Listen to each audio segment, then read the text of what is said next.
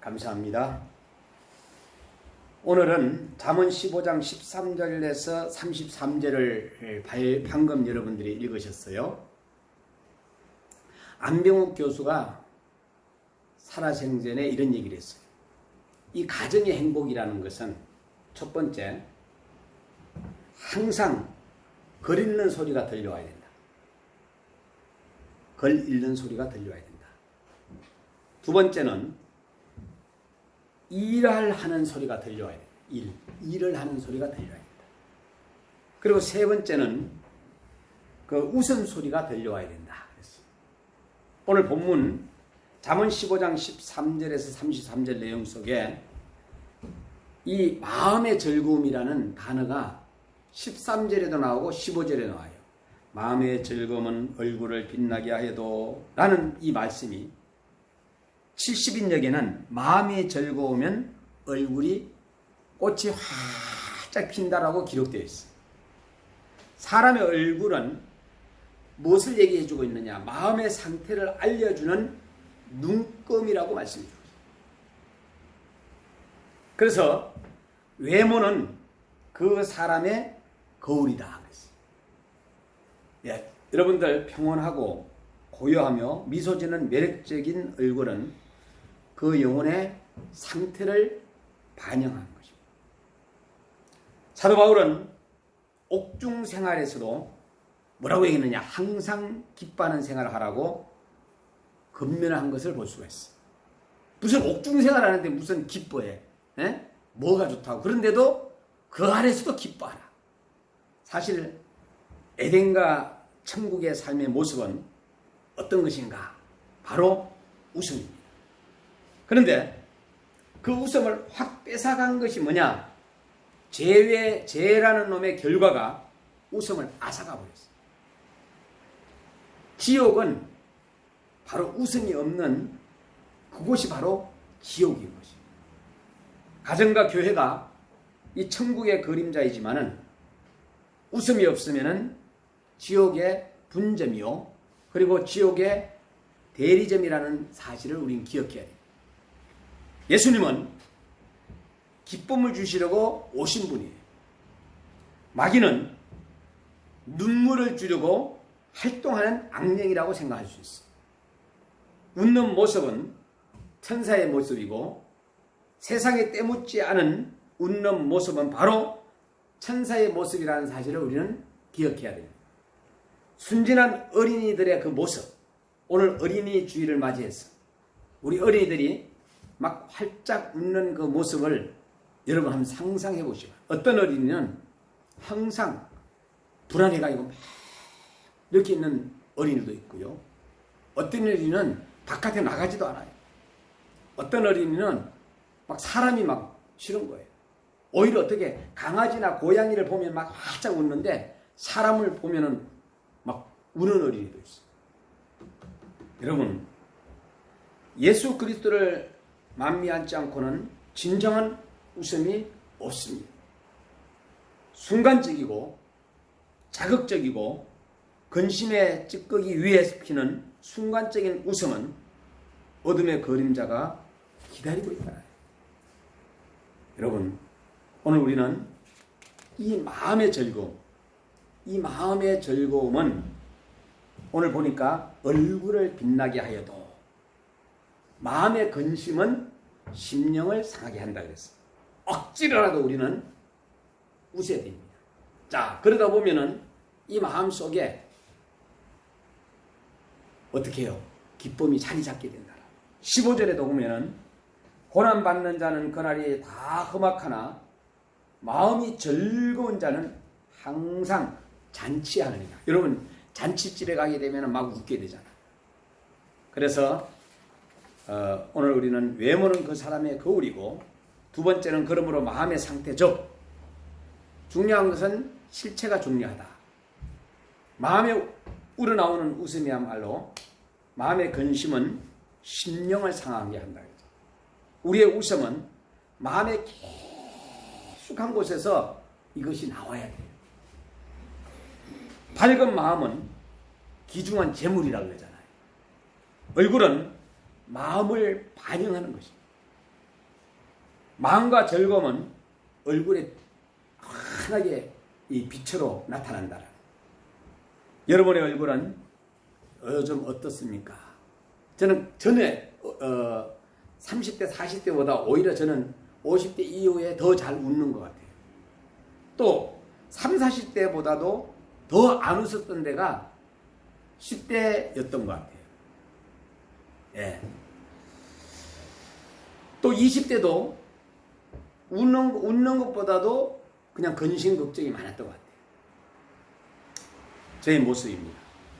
지금은 그냥 미친 사람처럼 웃고 다니는 거예요. 여러분, 환경이 중요한 것이 아니라 이를 대하는 마음이 중요한 것이다. 어렵고 힘든 상황에 부딪히더라도 하나님을 믿는 우리는 믿음의 사람들이잖아요. 그래서 마음이 편안하고 또 이 평안을 여러분들이 유지해 나가기 위하여서 여러분들이 스스로가 노력해야 돼요. 그래서 마음이 평안하고 즐거우면 그것이 인격적으로 물들이게 되고, 웃으면 믿음과 뭐하고 연결되느냐? 또 그 마음과 모든 것들이 다 연결된다는 걸 볼 수 있어요. 믿음이 없으면 진정한 웃음이 또 없습니다. 그래서 믿음, 소망, 사랑 이런 것들을 갖다가 우리 마음속에 간직하고 또 내게 있는 믿음을 다음 우리 자녀들에게 전수하고 내가 가지는 우리 예수님의 재림의 소망을 기다리는 그것도 전수하고 또 사람은 사랑의 대상자이기 때문에 사랑하는 거 이것도 무조건 사랑하는 이것도 전수하고. 여러분 마태복음 12장 34절에서 35절을 보면은 선한 사람과 악한 사람이 나와요. 선한 사람은 그 쌓은 선에서 선한 것을 내고 그랬어요. 악한 사람은 그 쌓은 악에서 악한 것을 내느니라고 했어요. 이거 신봉수 목사가 얘기하는 거 아니에요. 사람의 밖으로 나오는 말이 우연히 나온 것이 아니라 속에 품고 있는 것이 나오는 거예요. 저도 어떨 때는 막 욕도 하기도 합니다. 욕 안 한 것 같죠? 욕 잘해요. 어떻게 하면 세계 챔피언이 신봉수예요. 그런데 욕을 안 할 뿐이에요. 제가 욕하면 사실 무섭게 하거든요. 왜? 어떤 사람은요, 욕을 먹어야지만이 정신을 차리는 사람이 있어요. 어떤 사람은요, 칭찬을 들으면 더 잘하는 경우가 있어요. 네? 그런데 욕을 먹어도 정신을 못 차리는 사람은 그 사람은 어디 가야 되냐? 정신병원에 가요. 정신병원에. 정신과 관계가 있는 거거든. 사람의 밖으로 이 나오는 거 우연히 나오는 것이 아니다. 우리는 흔히 사람들이 막 세상 사람들이 술을 막 먹잖아요. 술을 취하면은 막 뜯어내키는 사람들이 있잖아요. 그러고 나서는 가그까지 막 다 끄집어가지고 막 얘기하는 사람이 있잖아요. 여러분, 술을 먹는 건 좋은데 술을 먹으면 행패를 부리고 욕설을 퍼붓고 하는 사람의 여러분 이야기를 들어봤는지 모르겠어요. 여러분 들어봤을 거예요. 그런데 알 것은 그것이 정신없이 하는 것이 아니다. 평소에 품고 있던 것을 알코올의 힘으로 흥분해서 쏟아져 술을 의지하면서 술이 도와줘가지고 폭로하는 것입니다. 입에서 나오는 것은 다 마음에서 나오는 것이라고 마태복음 15장 18절에는 말씀해주고 있습니다. 사람을 더럽게 한다. 세 번째는 항상 웃으면서 합시다. 세 번째는 사람의 근심은 웃음을 빼앗아가는 거예요. 근심이 마음에 있으면 그것 때문에 번뇌하게 되고, 느헤미야가 2장 2절 8절 보면은 느헤미야가 선지자도 근심했던 것을 볼 수 있어요. 이분이 근심한 내용은 이제 자기 나라 고국에 대한 이야기를 들어요. 어려움이 있다는 소식을 들을 때 마음의 근심이 가득하였습니다. 마음에 근심이 있으면 번뇌하게 되잖아요. 그러므로 웃으면서 살려면 근심을 빼앗겨서는 안 되잖아요. 그러기 위해서는 이 근심거리를 우리 주님께 맡겨 버려라. 예수님께서는 요한복음 14장 1절에 너희는 마음에 근심하지 말라. 하나님을 믿으니 또 나를 믿으라. 이렇게 말씀해 주고 있어요. 느헤미야는 고국의 어려움을 들으면서 근심. 우리나라 그 이민간 뭐 호주나 캐나다나 미국으로 이민간 그 사람들을 보면 친구들을 보면은요 우리나라가 막 그냥 곧 전쟁이 일어날 것 같은 그러면서 나라를 위하여 그렇게 기도한대요. 잠언 14장 10절에 마음의 고통은 자기가 알고 마음의 즐거움도 타인이 참여하지 못하니라 진실로 그러하니라. 내가 당하는 고통과 내가 당하는 번뇌는 나 이외에 다른 사람이 그 쓰라림을 알 수가 없어. 사모님의 그 고통은 목사가 알 수가 없고 목사의 그 고통은 사모가 알 수가 없고 자녀들의 그 고통은 부모님이 알 것 같지만 몰라요. 부모의 그 고통은 자녀들이 모른다니까요. 모든 각자의 고통은 본인만 안다는 본인만. 한나가 마음이 괴로워서 하나님께 기도하면서 통곡을 했어요. 사무엘상 1장 10절에. 여러분 통곡이 어떤 건지 아세요? 막 소리 부러지는 거잖아요. 여러분도 아시다시피 한나는 자식이 없었어요. 자식이 없으면은요 제일 처음에는 좋아 부부가. 그러나 나중에 가면 갈수록 기쁨이 없어져. 엘가나의 사랑을 많이 받았으나 남편의 사랑을 많이 받았어요 한나가. 그러나 기쁨이 없어. 그러기에 잠언 14장 13절에 웃을 때에도 마음에 슬픔이 있고 즐거움의 끝에도 근심이 있나니라 이렇게 말씀했어요. 이것은 육에 속한 사람들의 웃음을 말합니다. 겉으로 보기에는 막 웃어요. 오늘로 얘기하면 코미디언. 기쁘게 사는 것 같으나 실상 마음에는 슬픔이 있다는 것이죠.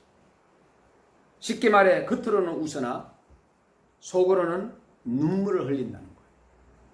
제가 구리에서 전도 생활할 때에 어떤 일이 있었느냐. 미용하는 한 자매님이 아가가 없어요. 아가가.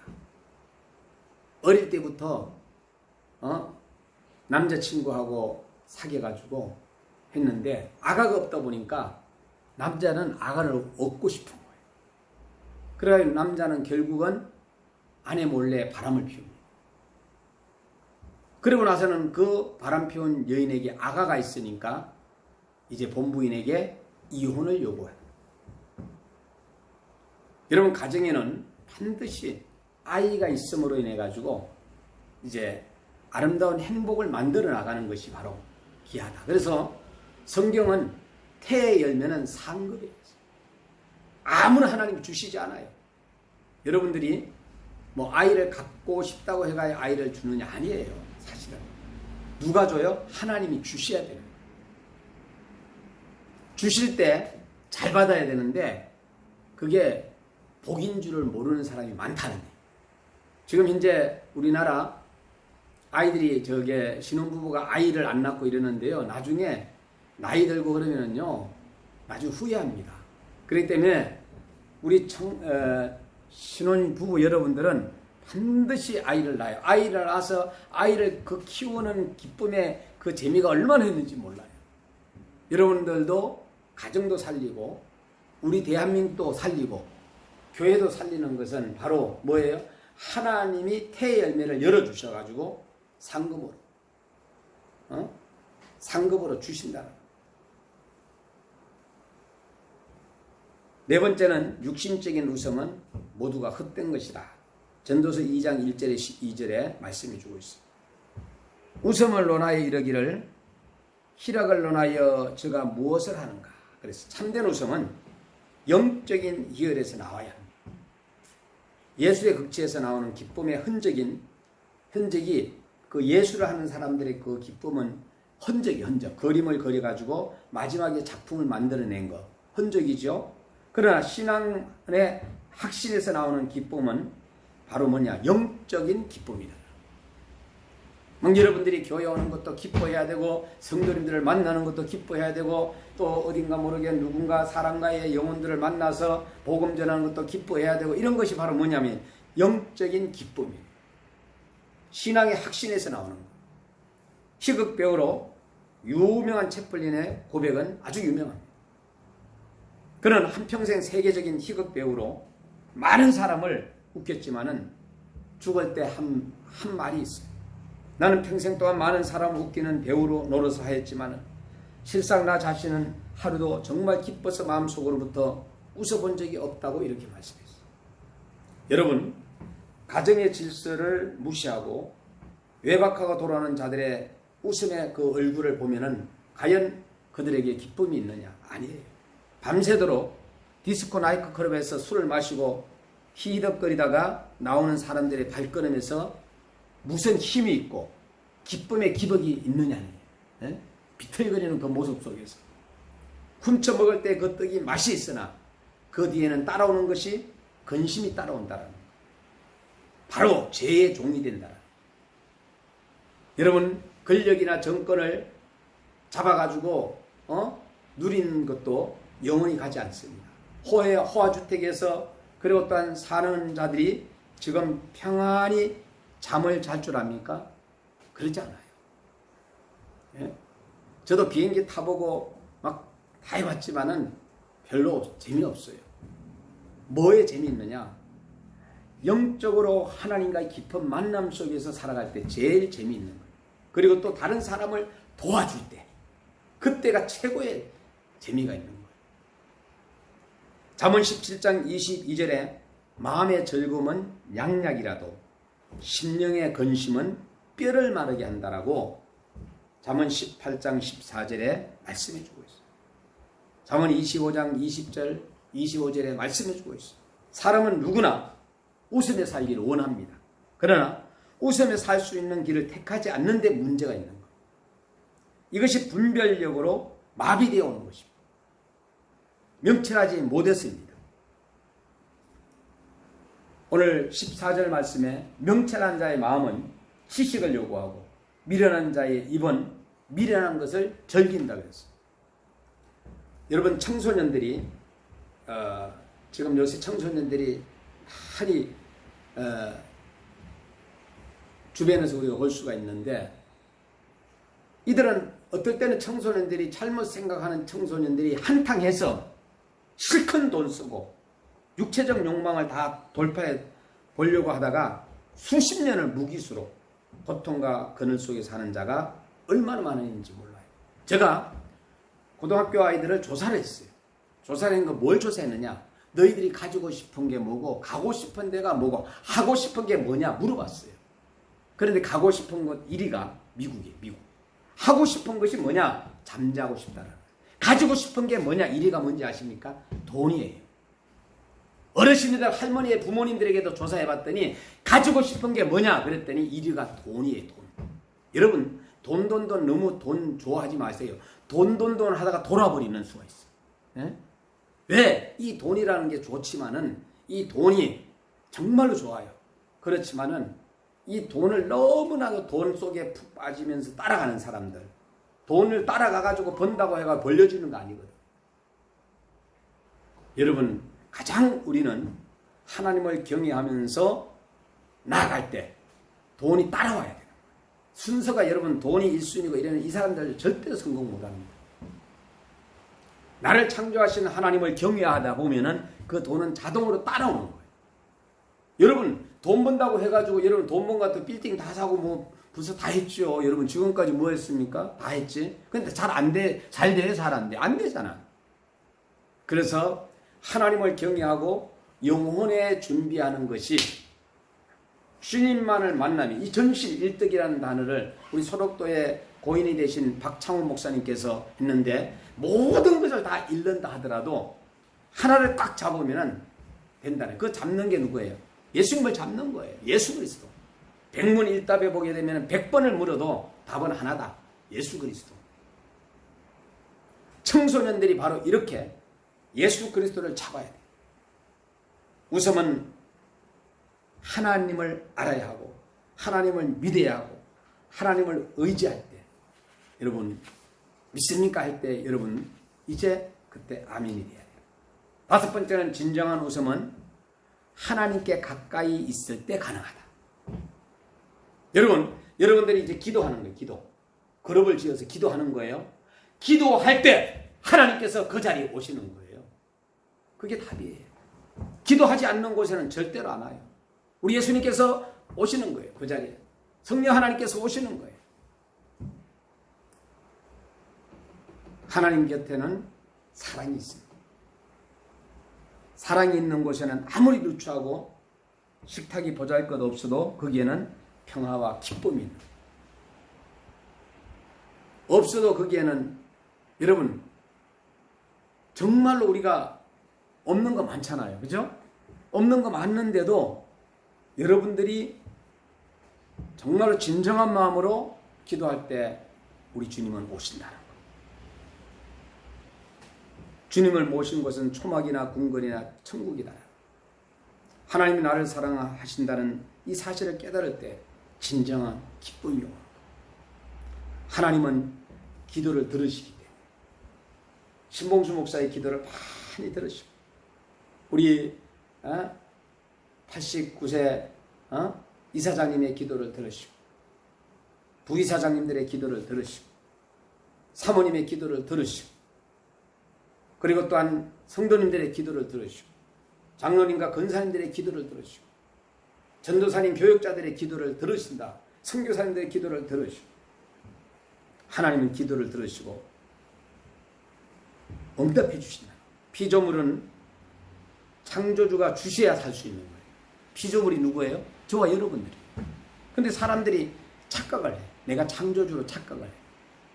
인간의 것은 아무것도 없습니다. 모두 하나님의 것이에요. 여러분 정말로 저는 그런 생각이 들어요. 한 아이가 태어나서 한 아이가 태어나가지고 자라는 가정 속에서 살다가 세상을 떠나가요. 그래서 60, 70이 돼가지고 아프기 시작하잖아요. 그러면은 그 사람들은 뭘 생각하느냐? 자기의 이제 가지고 있는 것들을 정리하려고 합니다. 누군가가 괜히 막 주고 싶은 거야. 그러면 그 사람은 머지않아서 이제 천국 가고 싶은 소망을 가지는 거야. 아직도 막 그냥 움켜쥐려고 하는, 나이가 7, 80인데도 막 움켜쥐려고 하는 사람 있잖아요. 이 사람은요, 누구한테 주지도 못하고 나중에 한마디로 가게 되는 거예요. 그러나 이제 70, 80 되면은 뭔가 다른 사람한테 막 주고 싶은 거예요. 그런 생각이 들어요. 그러고 나서는 죽음을 준비하는 거예요. 얼마 정도 이제 살 수 있을까? 5년? 아니면 10년? 이러면서 그 죽음을 준비하는. 그게 정상이다 하는 거예요. 우리는 창조주가 주셔야지만이 산다. 인간은 아무것도 없습니다. 모두 하나님의 것이다. 여러분 재물은 실망을 시키나 하나님은 우리에게 소망을 주시는 분. 하나님과 화목하면은 모든 문제가 해결돼요. 진정한 내면 속에서 기쁨이 오는.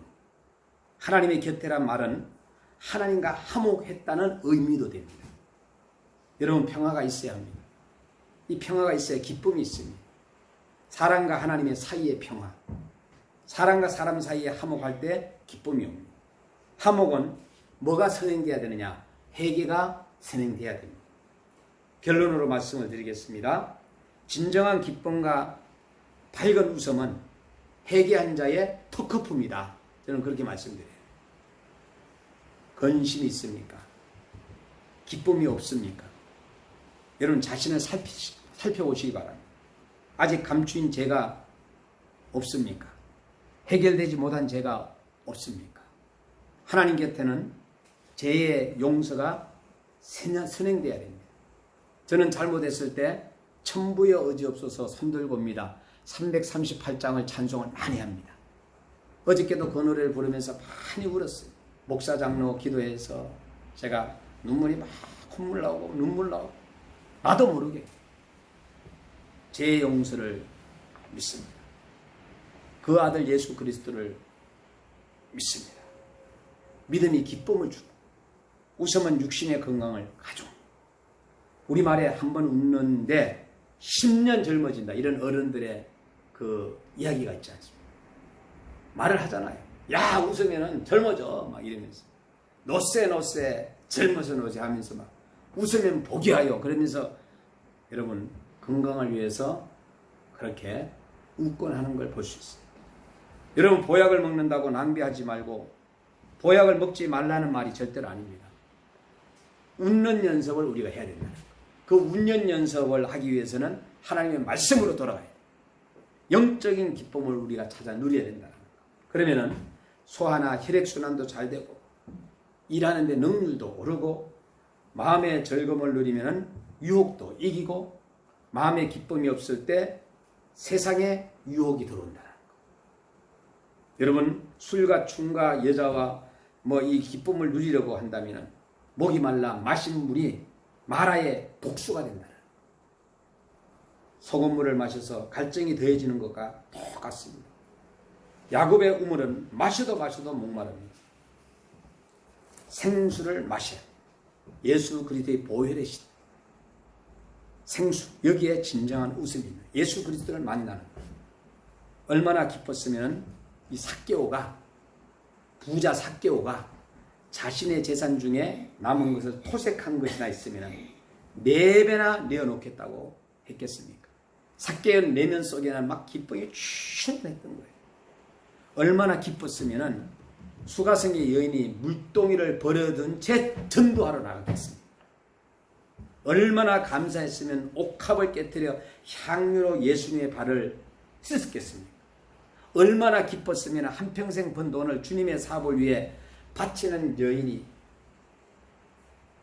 여러분 얼마나 기뻤으면 모든 것을 다 팽개치고 예수 그리스도를 따라가는 그 제자들의 모습 모두가 얼마나 기뻤으면 예수님 따라 모두가 순교했을까? 여러분 우리는 웃으면서 합시다. 또 인사합시다. 웃으면서 합시다. 인사합시다 하면서 우리가 정말로 남은 짧은 생애를 나는 부활이요 생명이니 나를 믿는 자는 죽어도 살겠고 예수님이 말씀하신 것처럼 예수 그리스도를 막 붙잡는 그런 오늘 하루가 되기를 주의 이름으로 축원합니다.